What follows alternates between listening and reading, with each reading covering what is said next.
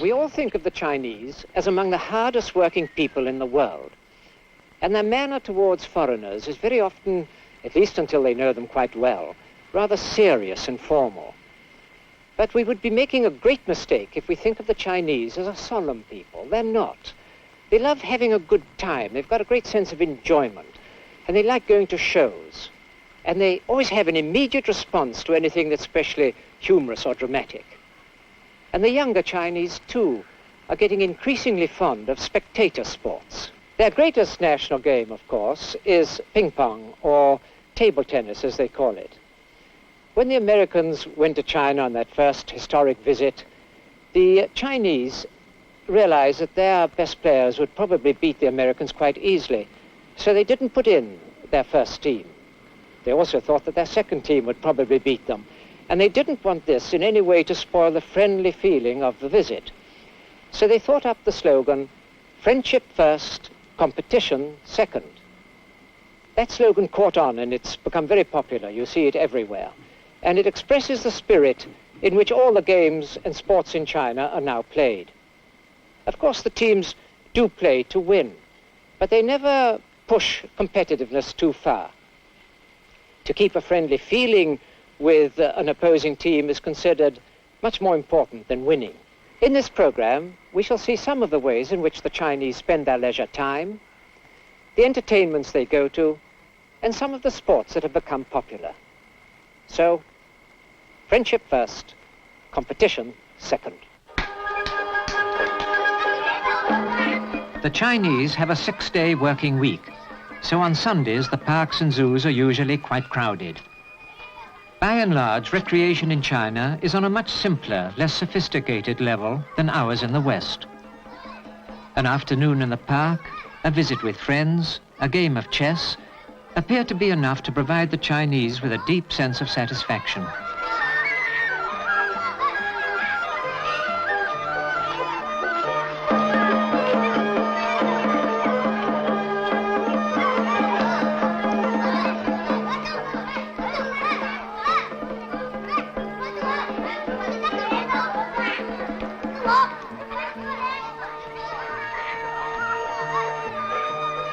Even in China, their home country, the giant pandas always draw crowds.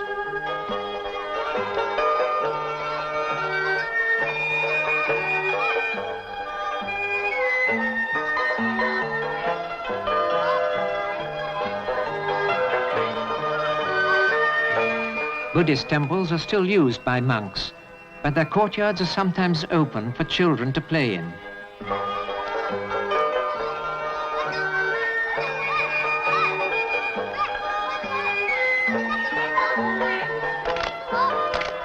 Blind man's buff, Chinese style, with several in the ring at once and the youngster's legs tied together.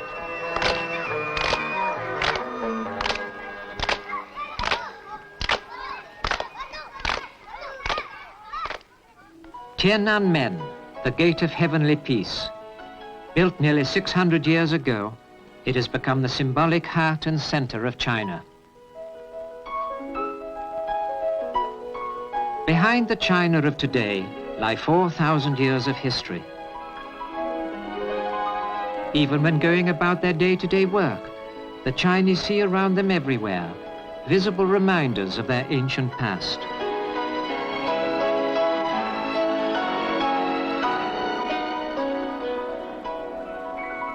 When in the dry season the dust blows in from the Gobi Desert, the sunsets over Peking are beautiful.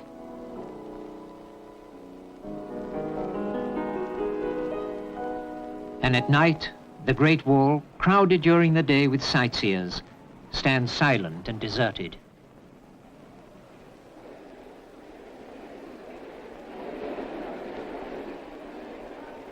But in the Great Hall of the People, an audience of 10,000 watches a performance of the Red Detachment of Women. This is being shown today on stages and in movie theaters all over China. The Chinese have developed a new form of dance drama based on their own revolutionary experiences. This scene represents the moment when a runaway slave girl, cruelly beaten by her owner, meets a contingent of the Red Detachment who welcome her into their guerrilla ranks.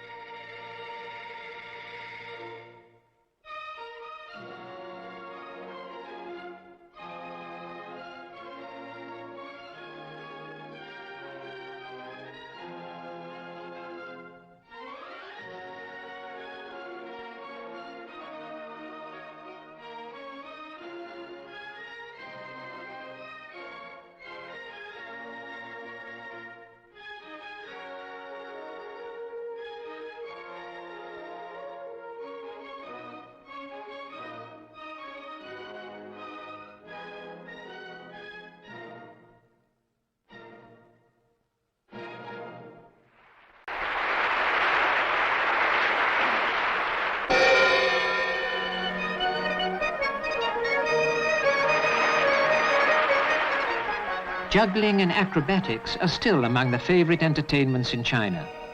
Almost all the larger cities have their own troupes.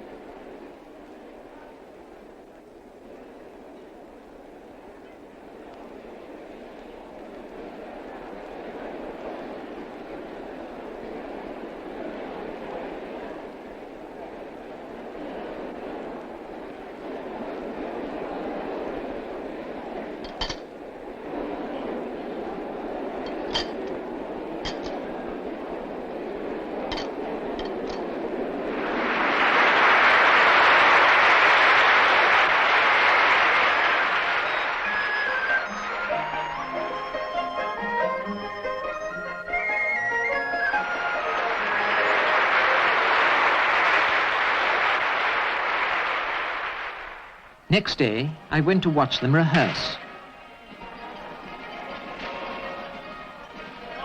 Many of these professional performers are members of acrobatic families.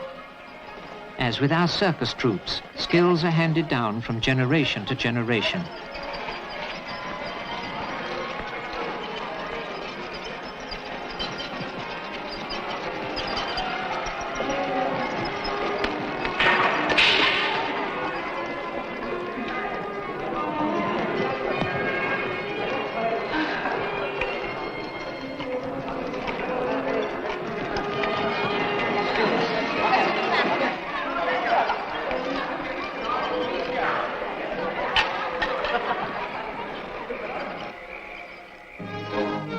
Documentary films are made about developments in China. They are seen by audiences even in remote villages. This film is about the famous Red Flag Canal. A large area in central China was almost always short of water. To grow any crops at all, water had to be carried for miles across barren mountains. The peasants decided to make a canal to bring water from over 100 miles away. It meant working on sheer cliffs, building viaducts, and drilling right through mountains. It took 10 years of prodigious labor.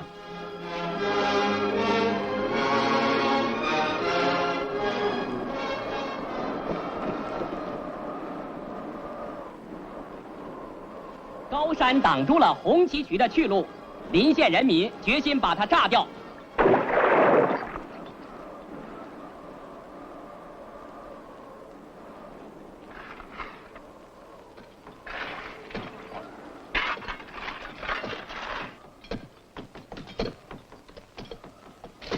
任何艰难险阻也挡不住邻县人民前进的脚步。